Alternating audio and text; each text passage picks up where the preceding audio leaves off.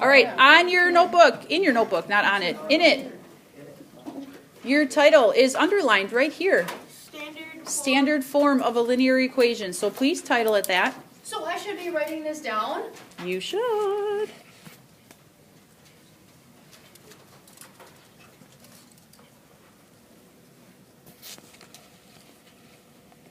Under your title, can you please write down what the standard form is? And we'll talk about these pieces in just a second.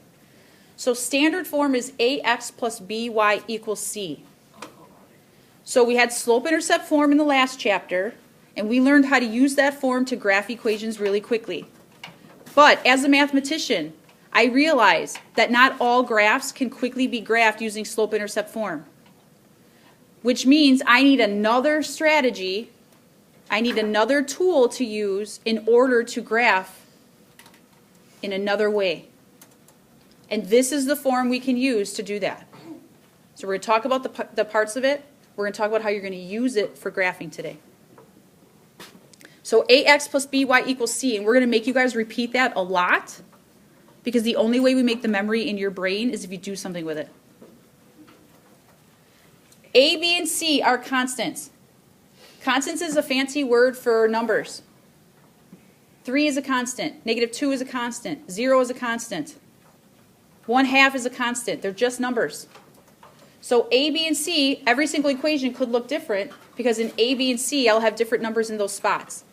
X should be the first grouping. Y should be the second grouping. And we will have X and Y in those equations. What will change is the number for A, the number for B, the number for C. That's why they're called variables. Vary means change. One little special note here. A and B cannot both be 0. So A could be 0, but then that means B needs to be a different number. B could be 0, but that means A needs to be a different number. So if they're both zeros, you're not in standard form for that equation.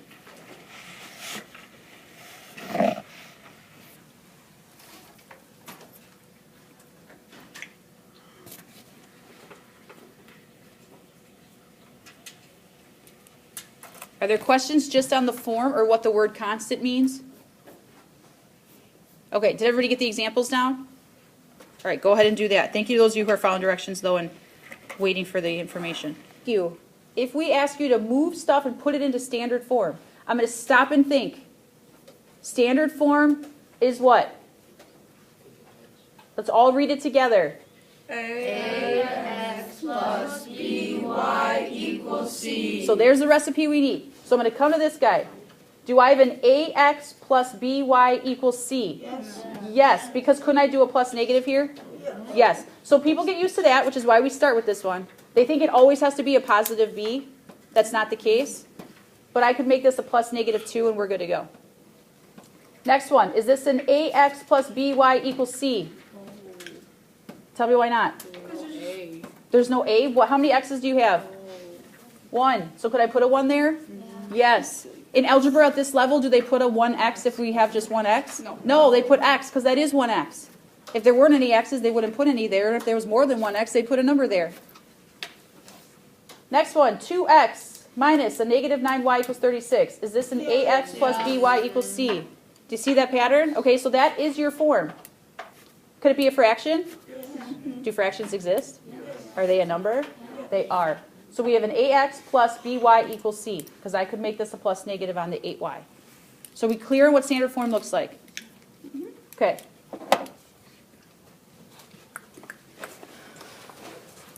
All right, so here's what we're going to do.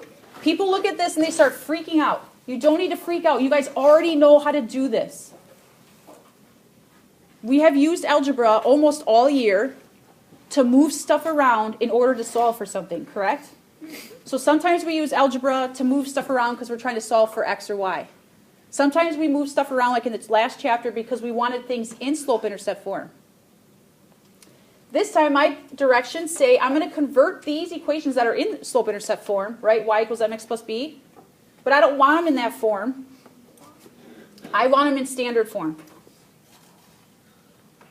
So what is our standard form?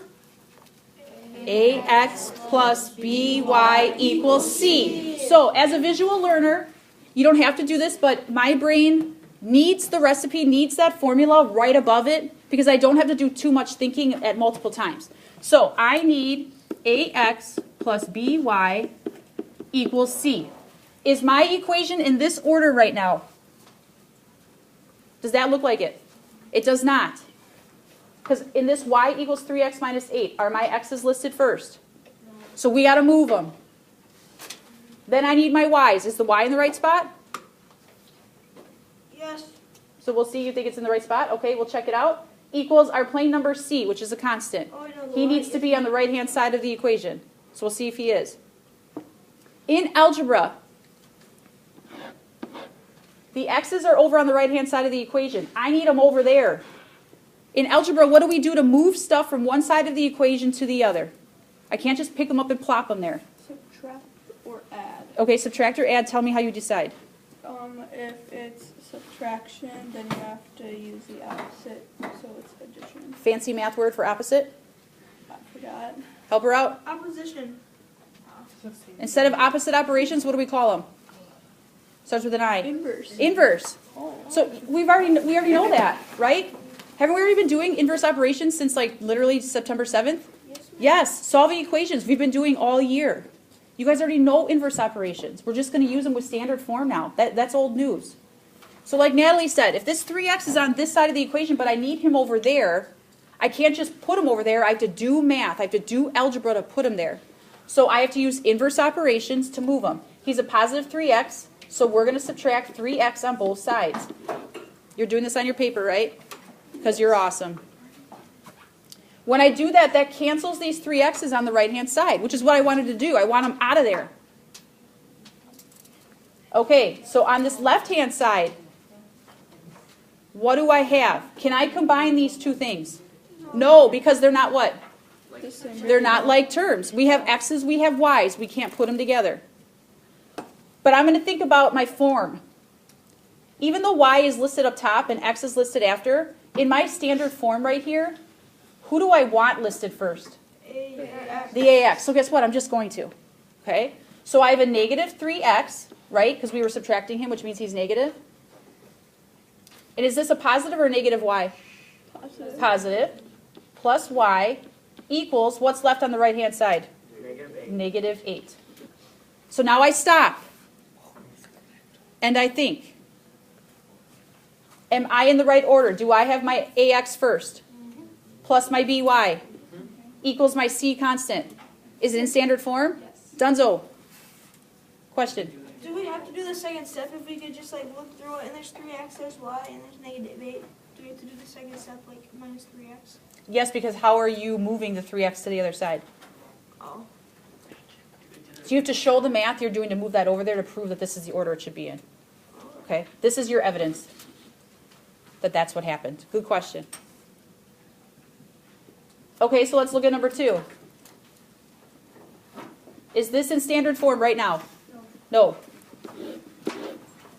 Who needs to move? Gregors? 3/4 x. 3/4 x. How do I move them? You subtract him from both sides Can you tell me why you're subtracting? because it's inverse operation. Good, inverse operations. He's a positive 3/4, so his opposite is subtract or negative. So on this left-hand side, think about your form again. What do I want listed first, the x's or the y's? X. The x. So I have negative 3/4 x. Is this a positive y or negative y? Positive y. Equals, if my x's are gone, what am I left with on the right-hand side? Negative 2. Good for you guys who noticed that that was a negative sign there. Now I stop and think and double check. Sorry, my plus sign is messy. Do I have ax first? Yeah. Do I have a plus by?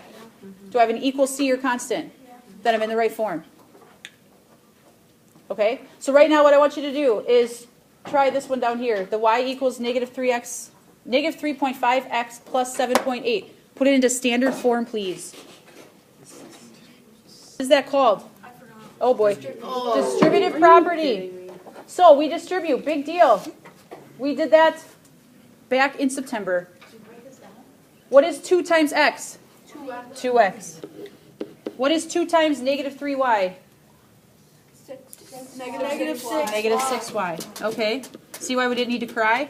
All right, on the other side, what do we need to do? 4 times 2. What's that called? Distributed. We need to do distributed property, which means we will do 4 times 2x, which is 4 times negative 5y. Negative 20y. Is the minus 20 still there? Yep. Okay. Now, since I read my directions, I see it says we're converting this to standard form. What is standard form? Ax plus by equals c. Maybe I shouldn't write it underneath here. Maybe I'll write it right above. So I need an ax plus by equals c. Do I have that right now? No. I do not. I have some x and some y information over here, but these guys are on this side, and they can't be. Now, there's 2 different ways I could start this problem right now. It doesn't matter which one I do, as long as I do it correctly. Do we need to move anybody? Yes. Who do you want to move, Andrew? 8x How- and negative 20. Okay, who do you want to move first? 8x. 8x? Okay, how do you want to move them? Subtract 8x. And tell me why you're subtracting. Because it's Awesome. So we cancel the 8x's on that side. What is, now I should ask, can I combine these two? Yeah. Yes, because They're both same values. they are same like term. terms. They both have x's, and if they both have x's, they're all apples, so I can take care of the apples. So I have 2 minus 8. Negative 6x. Brady says negative 6x. Thumbs up if you agree with Brady. yes. Thumbs down if you have a different answer. Negative 6x. We still have our negative 6y equals negative 20y minus 20. So I stop and think. Am I in standard form right now? No. Why? Who needs to move? You have to add 20. The y's? Okay. The negative 6y needs to move? Yeah. No. Oh, Negative 20y. Somebody convince me. Why do I need to move? Because you need to get to the C. Kylie. The one on the right side is, that's the C, and then the other one's the Y, so you have to move that to the other side, because otherwise, because that makes it go. Awesome. I need all my x stuff over there. I need all my y stuff on the left. I want just the constant here.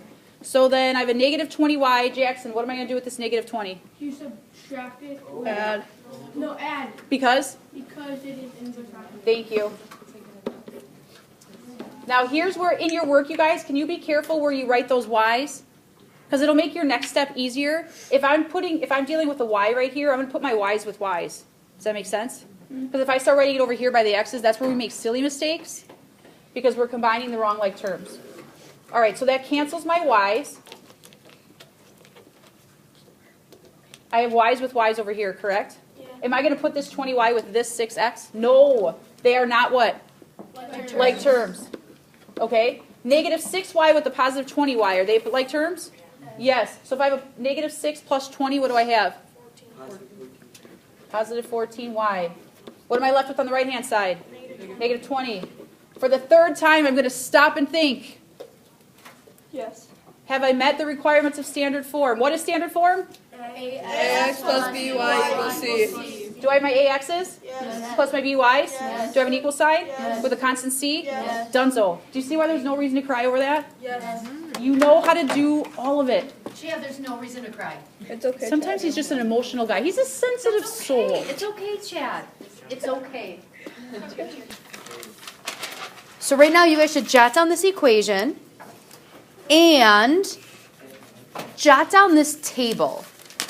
And then we'll work through how to fill it in. So in our last chapter, we were graphing, but we were using slope-intercept form, right? And I think Mrs. Treadle and I both said, once you have slope-intercept form down, you can graph very quickly. True story? True story. And you guys are really good graphers. This is a second strategy that we're going to teach you guys in like another way that you can use to graph. Okay, this strategy is a little bit longer than slope-intercept form. First thing I want to point out is my equation in slope-intercept form. This is in slope-intercept form. Does it look like this? No, it's not. So this is a strategy that I can use when I have equations that are not in slope-intercept form. All right, so I can make a table. So in order to graph this equation using a different form, making a table, this is the strategy we're going to use. Okay, so when I look at this equation and I look at this first row, what is this telling me? What is this first row telling me right up here? How to graph it. 0. What is 0? Is 0 x or y? 0 is x. So this table is saying, hey kid, x is 0. Substitute that into the equation. That's what the table just said. Did you hear it? Mm-hmm. Okay, good. So what I want you guys to do right now is we're going to show you, you know how Mrs. Trendle and I always show you exactly how to score a 4? We're going to ask you to show all of this work with me. So I know you have this equation written down at the top of your table. I'm going to ask you to write down x equals 0.